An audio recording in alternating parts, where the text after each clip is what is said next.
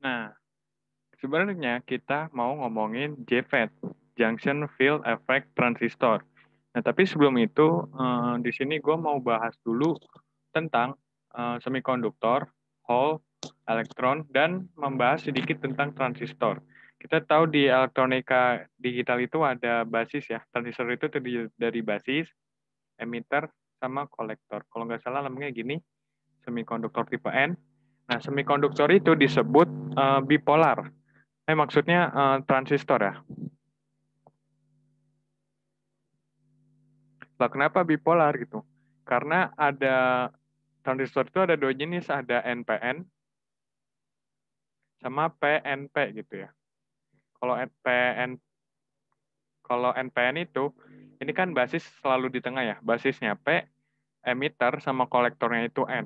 Cuma kalau misalkan PNP basisnya N sendiri, kolektor sama emitternya itu P. Jadi bipolar.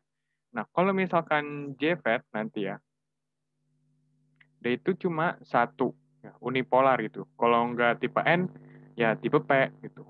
Apa sih NPN, PNP gitu? Nah, N ini, NPN ini, satu huruf ini melambangkan ini ya, mendeskripsikan semikonduktor tipe N apa tipe P?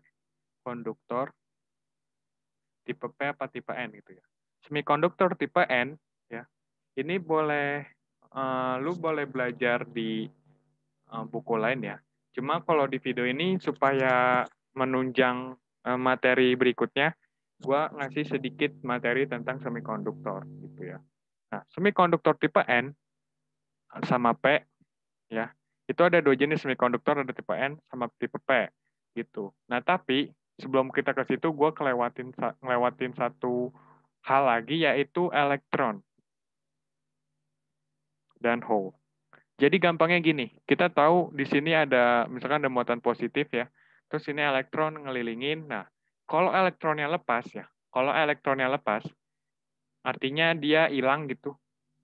Sebenarnya kalau di sini dia nggak hilang, tapi jadi hole gitu ya, jadi hole. Jadi hole itu tempat di mana elektron itu keikat gitu, oke? Tapi kalau elektron yang nggak ada, itu namanya hole aja gitu. Jadi itu bedanya elektron sama hole. Cukup mudah dipahami. Terus kita ke semikonduktor tipe N.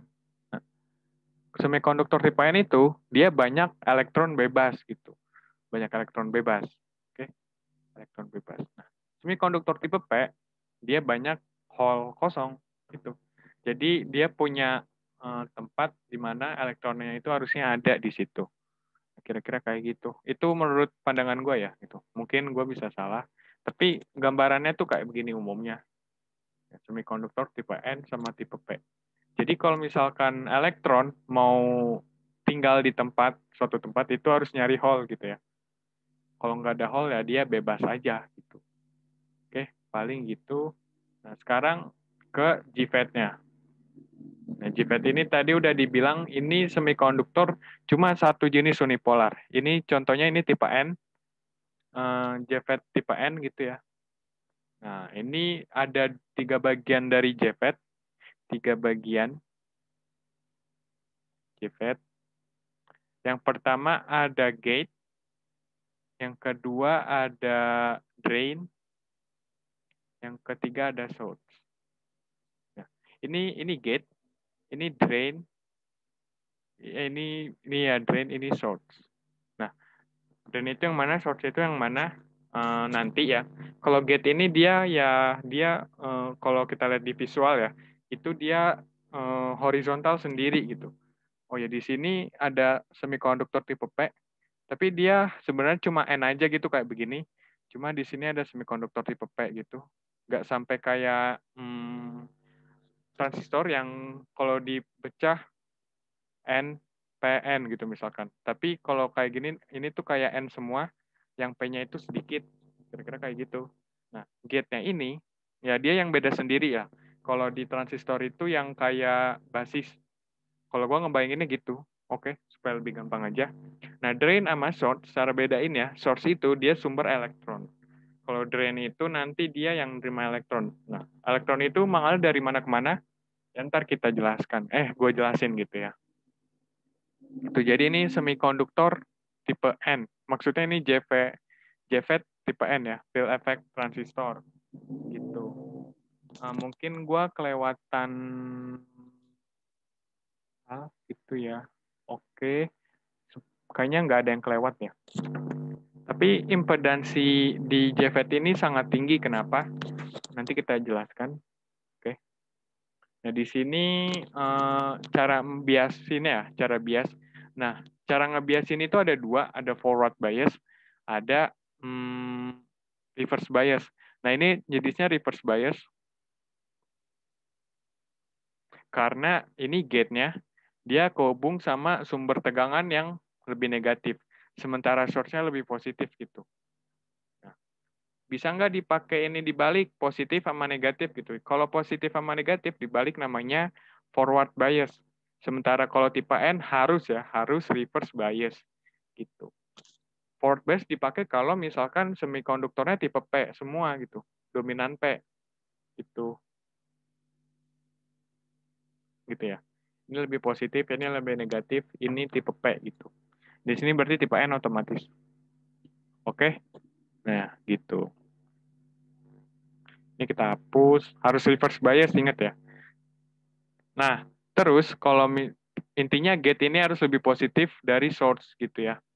Nah, terus kalau misalkan ini VDD, kalau kita lihat VDD, source itu lebih negatif daripada drain gitu. Jadi nanti elektron mengalir dari source ya, dari source ke drainnya ini, ke drainnya ini.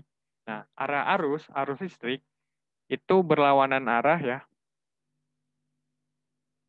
berlawanan arah dengan elektron.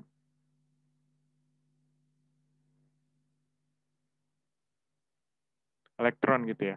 Jadi arah arus itu dari I ke D, dari D ke S, sorry. Simpelnya IDS gitu. Arus dari D ke S gitu. Oke.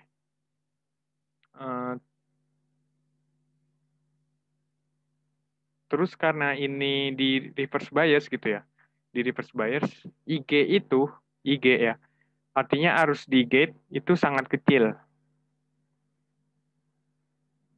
Sehingga impedansi masukannya itu besar banget. Jadi kan kalau impedansi biasanya kalau gua di resistor itu R ya. R itu rumusnya I per V ya. Coba V sama dengan I per R. Kalau mau nyari R, V per I ya. Bentar. Sorry. Iya. Jadi kalau mau nyari R, itu V per, bentar. Iya. Bentar. Oh ya, benar. V per I. Jadi I-nya itu sangat kecil, sehingga impedansinya itu besar gitu ya. Nah, di sini ada VGG sebagai sumber arus di gate gitu ya, gate sama source. Kenapa nggak VG aja? Kalau VG itu dia lambang dari tegangan di gate gitu. Jadi supaya nggak bingung, sumbernya dikasih VGG.